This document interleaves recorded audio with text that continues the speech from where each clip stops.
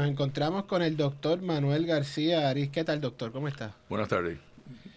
Un placer que esté aquí con nosotros en la mañana de hoy. Y antes de comenzar a hablar sobre su trayectoria profesional con nosotros aquí en la Escuela de Medicina, quisiéramos preguntarle, ¿dónde nació usted? Nací en Cuba, en La Habana, y mis padres, mi madre son de orígenes humildes. Mi madre era una guajira de Matanza, el pueblo de Hawái Grande, cerca de Bahía Cochino, donde ocurrió la invasión en el año 1961. Y mi padre pues era un español también, que después de la Primera Guerra Mundial hubo una gran pandemia en el año 1918, y España estaba en una situación bien precaria, y mi abuela murió en la pandemia, y él tuvo que emigrar a Cuba, y llegó a Cuba con 15 años, y ahí empezó a trabajar en distintos trabajos que hizo. Primero, él tenía un tío, y ahí pudo trabajar en una bodega que tenía el tío, y poco a poco fueron creciendo, pasando mucho trabajo, y conoció a mi madre y se casaron, y entonces nos tuvieron a mí y a mi hermano, que también es anestesiólogo. Su infancia, ¿nos puede contar algo de cómo fue eso en Sí. Cuba, su infancia? Bueno, mi infancia fue una infancia bonita. eh, puedo yo decir eso. Mis padres siempre estaban ahí por nosotros, y nos llevaron con mucho amor, yo diría, y estaban muy pendientes de la educación nuestra. Pero claro está, cuando yo nací, pues mi madre tuvo un parto bien complicado, y no me pudo tener los primeros 2 años, y me tuvo que mandar al pueblo donde ella era, que dije que es de cerca de Bahía de Cochino, y ahí estuve los primeros 2 años de mi infancia.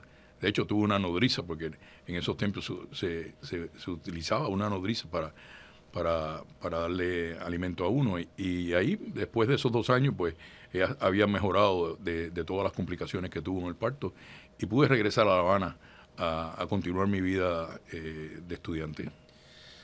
Una vez usted sale de Cuba, viaja a los Estados Unidos, estuvo un corto tiempo en Estados Unidos y luego llega a Correcto. Puerto Rico. Antes de la razón por la cual salimos de Cuba, pues en ese momento pues estaba la revolución. La revolución pues había creado un ambiente poco tirante, ¿verdad?, para las personas de la clase media.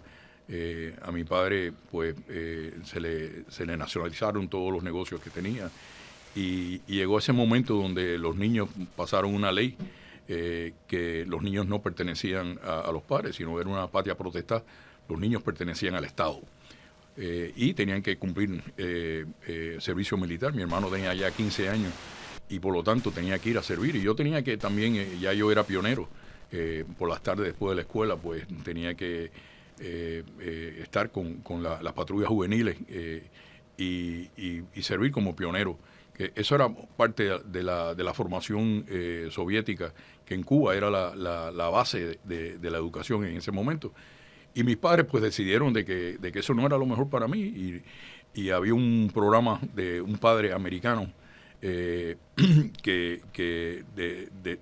con la ayuda del gobierno americano pues desarrolló un programa donde los niños cubanos que tenían menos de 16 años pues podían tener una migración rápida. En menos de 2 semanas me dieron una visa waiver, y entonces mis padres dejaron que yo saliera a Estados Unidos, y nos pusieron un foster home, que el foster home resultó ser una academia militar donde estuvimos 3 años. Mis padres se quedaron en Cuba. Eso ya de por sí era algo fuerte, ¿verdad? Separarse de nosotros tan pequeños, específicamente en mí. Yo tenía 10 años. Nunca había salido de Cuba, y fue un tiempo duro, pero nada, lo que, como decimos nosotros, lo que no mata, pues te hace más fuerte, a mí y a mi hermano. Y durante ese intervalo de tiempo, que fueron 3 años, ellos intentan salir de Cuba de forma clandestina, y los apresan en el momento de la salida, y caen presos. Y están presos por varios meses, como no habían estado envueltos en nada de contrarrevolución contra el régimen, pues lo soltaron. Cuando le preguntaron a ellos que por qué ellos habían participado en esa salida clandestina, dicen, mira, lo único que nosotros queríamos era reunirnos con nuestros hijos. Esa es la única razón. Y nada, un tribunal del pueblo en el medio de una plaza los exoneró. Y entonces de ahí pues salieron y se reunieron con nosotros al cabo de esos 3 años y regresamos a Puerto Rico como una familia. Y ahí empecé yo mi escuela superior, mi hermano siguió en la universidad, que es un poquito mayor que yo. Y al final de mi graduación de escuela superior, pues yo quería ser médico. Mi madre siempre me inculcó, tal vez por todos los problemas que tuvo médico, me inculcó siempre que ella quería que yo estudiara medicina. Yo y mi hermano, los dos. Y eso se dio. Entonces, llega a terminar su escuela superior aquí, aplica para el bachillerato, pero no lo hizo aquí en Puerto Rico. No. En ese momento era algo era una oportunidad donde en España, si yo hacía el bachillerato en España, que es lo que es equivalente a escuela superior aquí, pues si yo demostraba que a través de un examen del Instituto del Mires, pues saqué ese examen y lo pasé y me dio el derecho de matricularme en una escuela de medicina española, que la cual que habíamos escogido era Santiago de Compostela, en el norte de España, una de las más viejas en España. Y cuando usted llega a Santiago de Compostela, que se matricula, ya usted ya tenía en mente que quería ser médico. Hombre, sí, la decisión mía era sólida de que no importa lo que yo tuviese que pasar para llegar a ser médico, yo iba a lograrlo. Y ya, ¿verdad? Usted ya está de por sí en la Universidad de Santiago de Compostela, aplica para el doctorado en medicina. ¿Cómo fueron esos años allá?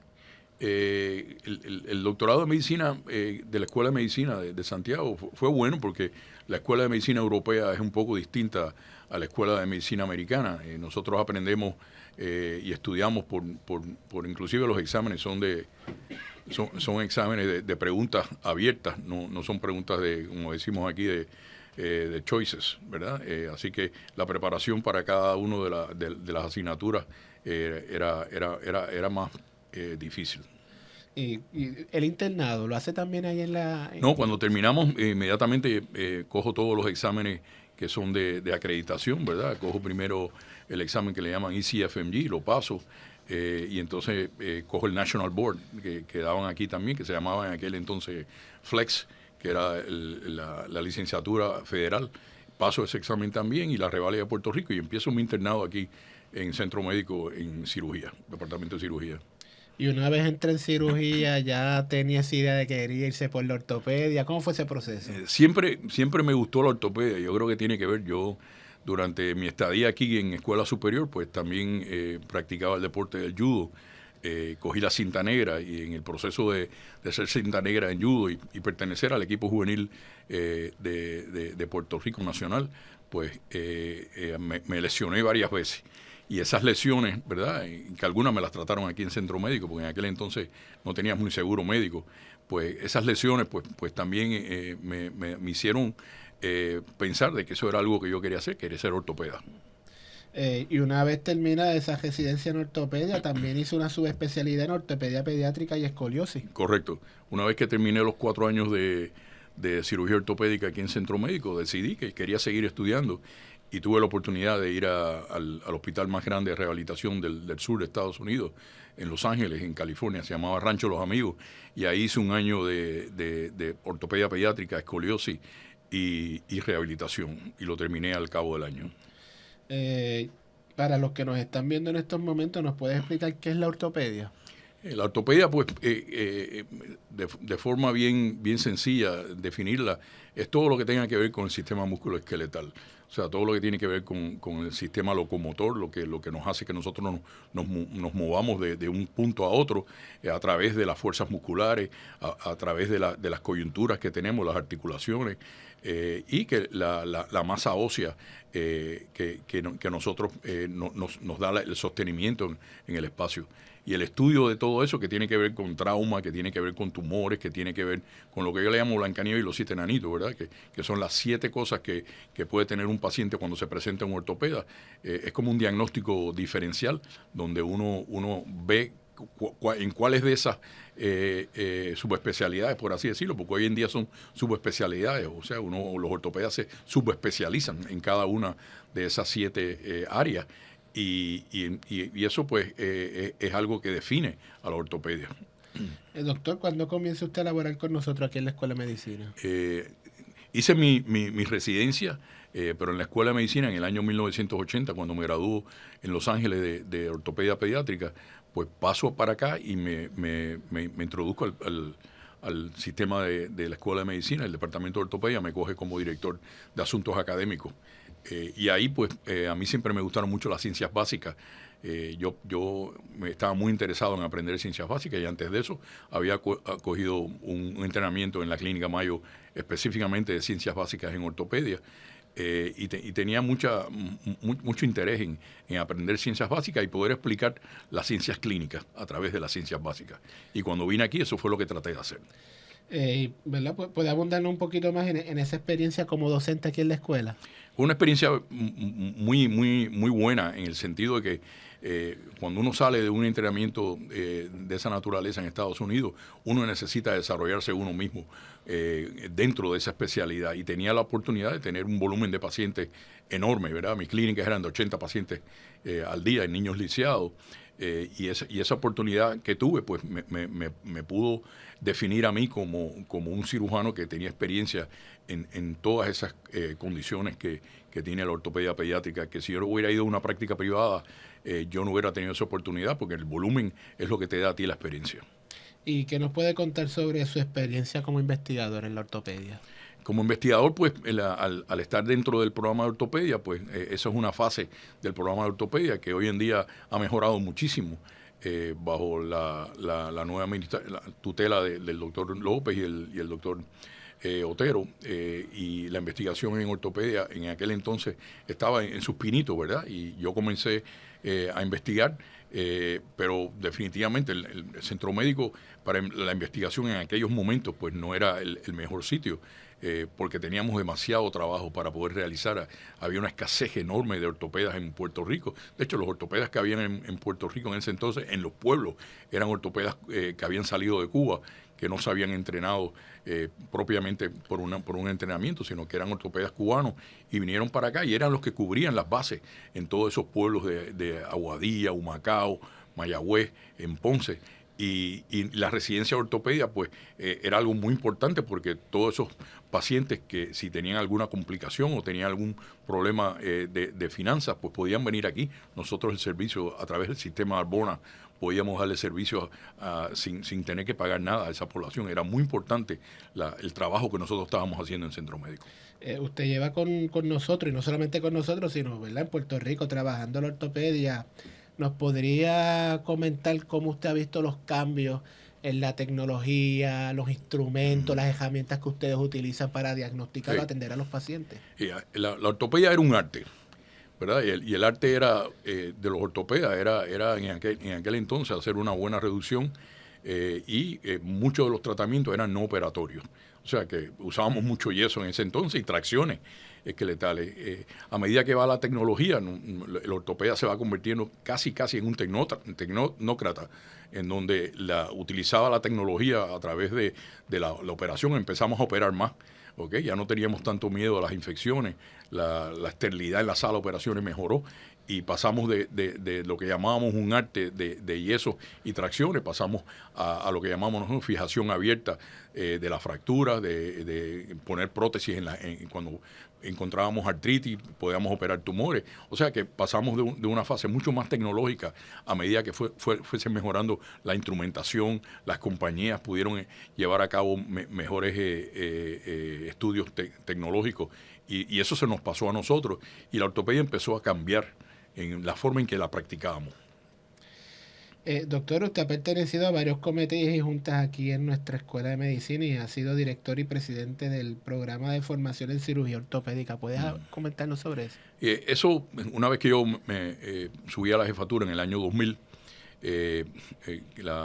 sustituí al doctor Fernández Feliberti, y ese fue un momento en donde verdaderamente para mí era muy importante, porque toda mi vida yo había querido estar al frente de un programa de entrenamiento, y para mí era muy importante ese momento, porque pude tener la oportunidad de hacer todo lo que yo había soñado, específicamente para la educación de ortopédica en los residentes de la Escuela de Medicina, y esa oportunidad la pude llevar a cabo a plenitud. Doctor, usted tiene varios honores y reconocimientos a su haber.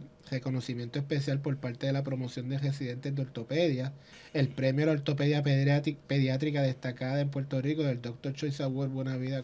Cuéntenos sobre esos reconocimientos, ¿cómo se sintió?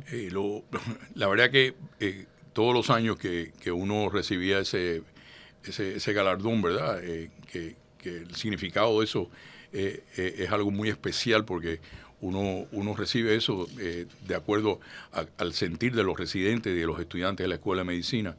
Y eso pues representaba como que el trabajo que habíamos realizado en la educación, tanto clínica como dije, de ciencias básicas, pues había llenado el sentir de esos médicos. Y te reconocían, fui reconocido como en 10 ocasiones el premio de mejor facultativo del año, y eso pues reflejaba la labor que yo estaba haciendo con ellos. En los comités de la Escuela de Medicina era muy importante. La fase de uno como jefe del departamento de ortopedia o de la sección de ortopedia, pues también uno tenía que participar en esos comités en donde uno mejora la situación. Una de las mejorías más grandes que pude hacer es el plan de práctica intramural de la Escuela de Medicina, que fue el pionero del plan de práctica. Ortopedia fue el modelo que los demás departamentos usaron en aquel momento, y de hecho escribí un papel, un artículo que se llamaba la reingeniería del sistema de Arbona, en donde queríamos crear, y eso era un esfuerzo que yo tenía, de una facultad a tiempo completo. Y poder decir de que dentro de un programa de gobierno podía un facultativo tener la remuneración académica, pero remuneración también material para no tener que trabajar en privado. Entre mis notas tengo una información aquí sobre PBS, el Instructional Orthopedic Lecture for Medical Students. Cuéntenos sobre ese proyecto. El proyecto tiene que ver con esto que acabo de mencionar, ¿okay? Que es el papel de lograr un plan de práctica dentro de una facilidad de gobierno como es la Escuela de Medicina, que sea autosuficiente. Y hoy en día, pues la remuneración que recibe la escuela con todos los planes de todas las especialidades es suficiente para mantener mucho el presupuesto de la Escuela de Medicina. Y ortopedia es casi independientemente, desde el punto de vista presupuestal, casi la facultad es casi tiempo completo, la gran mayoría de ellos. ¿Nos puede comentar sobre la importancia de las publicaciones, en particular en una profesión como la suya y más en la ortopedia?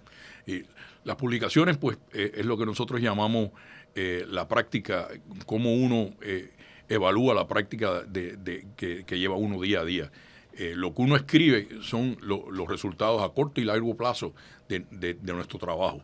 Eso hace que otra gente aprenda de nuestros errores y al mismo tiempo vea las partes que son importantes que hemos hecho bien. Así que eso es lo que nosotros llamamos, en inglés se llama practice-based learning. Uno mira la práctica de uno, escribe sobre lo bueno y lo malo, ¿okay? Y entonces lo publica.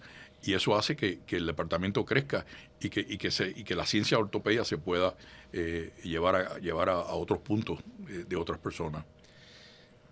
Doctor García, si usted le pudiera dar algún consejo a un estudiante que quisiera estudiar medicina y tal vez especializarse en ortopedia, ¿qué le diría? Yo creo que tiene que tener el corazón para poder trabajar en sus sueños todos los días. Eso es muy importante, sin quitarse en ningún minuto. Así que, también que si eres capaz de caerte y levantarte muchas otras veces. Van a haber obstáculos, van a haber frustraciones, pero lo importante es poder uno crecer a través de ellas. ¿Okay? Si eres capaz de tomar decisiones por el bien común de los demás. Y respectivamente, si eso te trae bienestar. Tienes que empezar en el equipo, tienes que trabajar largas horas. Si tú quieres ser ortopeda, tú tienes que estar dispuesto a poner mucho, pero mucho de tu parte. Pero siempre es muy importante uno tener la familia enfrente, ¿verdad? Yo creo que el hecho de un hombre poder tener una familia que lo respalde, ¿okay? Es vital. Tú tienes que trabajar duro en tu profesión, pero también tienes que ese día regresar a tu casa y encontrar, ¿verdad? Yo le digo el castillo, ¿verdad? encontrar ese castigo, tú entras por la puerta y hasta cierto punto esa es tu misión, ser un buen padre, ser un buen esposo, ¿ok? Y reflejar de que tú estés con tu familia. No puedes completamente concentrarte. Así que el estudiante tiene que saber de que la familia es muy importante, la profesión es importante y que ser ortopeda es algo muy especial. Doctor Manuel García Ariz, gracias por estar con nosotros en el día de hoy. Muchas gracias por darme esta oportunidad para poder hablar de lo que ha pasado aquí.